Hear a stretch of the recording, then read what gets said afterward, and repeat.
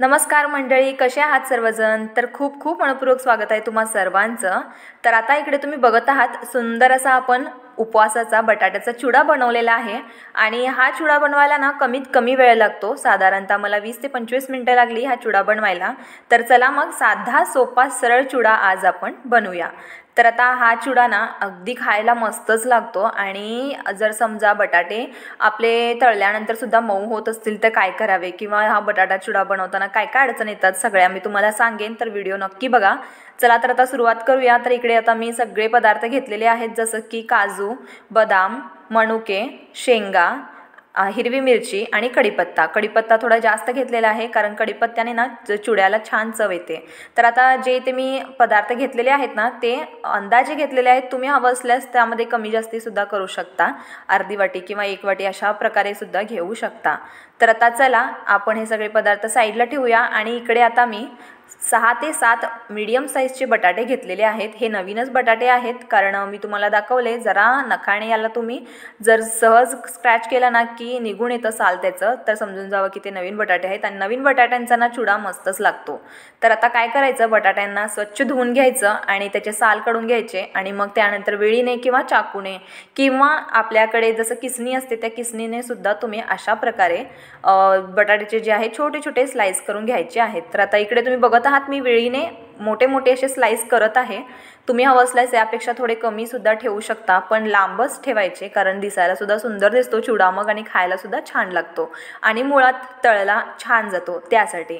तर आता इकडे तुम्ही बघत आहात मी लांब लांब असा बटाटे जे आहे स्लाइस करून घेतलेले आहेत आणि बटाटे लगेच जर तुम्ही स्लाइस केला ना की पाण्यामध्येच घालावे, नाही तर काळपट पडतील त्यासाठी। तर आता काय करायचं, कपड्यावरती ना सुती कपड्यावरती हा संपूर्ण बटाट्याचा काप जे आहे म्हणजे स्लाइस जे आहेत ते ठेवून घ्यायचे आणि त्याला कोरडं करून घ्यायचं। म्हणजे कसं बटाट्यांमध्ये पाणी नाही राहिलं पाहिजे, नाहीतर आपण जेव्हा याला तळू ना तेव्हा चटचट असा आवाज येतो आणि तेल उडायला लागतं त्यासाठी। तर आता कसं आहे माहिती आहे का, जर तुम्ही अशा प्रकारे बटाट्याला मधलं पाणी काढून घेतलात ना की फ्रायसुद्धा चांगला होतो आणि मुळात कुरकुरीत असा होतो। तर आपण म्हणतो ना की चिवडा मऊ झाला आहे तर तो कशामुळे, म्हणजे त्यामध्ये पाणी राहिलं ना की मऊ होतो। जर समजा तुम्ही अशा प्रकारे कोरडं करून घेतला बटाट्याचे स्लाइस की चिवडा आपला अगदी कुरकुरीत असा बनतो।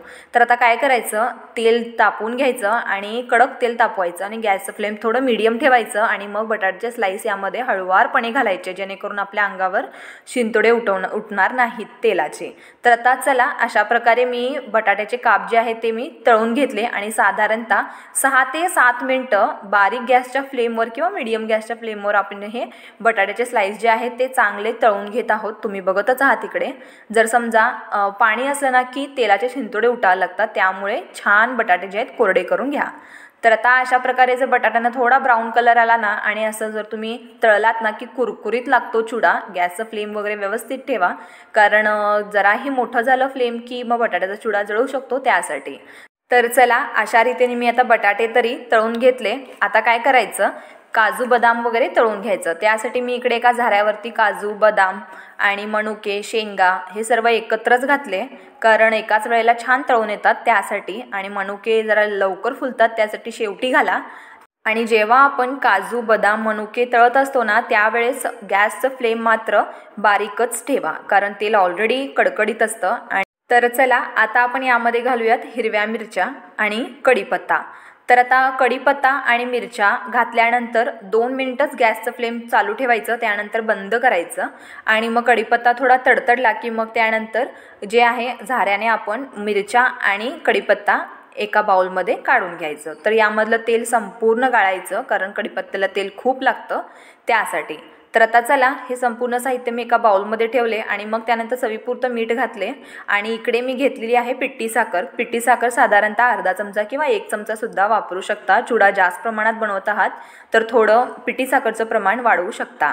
तर आता चला अशा प्रकारे मी फक्त मीठ आणि पिठी साखर इतकंच घातलेलं आहे आणि मस्तसा चिवडा आपला तयार झालेला आहे। तर याला थोडं मी अलटीपलटी करते। आता बघतच आहात तुम्ही दिसायला सुद्धा सुंदर चिवडा झालेला आहे आणि बटाटे सुद्धा व्यवस्थित भाजले गेले आहेत, जास्त कच्चेही नाहीत आणि जास्त जळले सुद्धा नाहीत। तर आता बटाटासुद्धा मी तुम्हाला कुस्करून दाखवलेच, मस्त असा कुरकुरीत झालेला आहे। तर आता अशा प्रकारे आपला उपवासाचा बटाट्याचा चिवडा तयार झालेला आहे।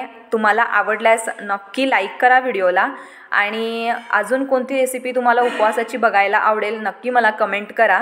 आणि आपल्या चॅनलवर तुम्ही अजून नवीन आहात, सबस्क्राईब केला नसेल तर नक्की करा सबस्क्राईब।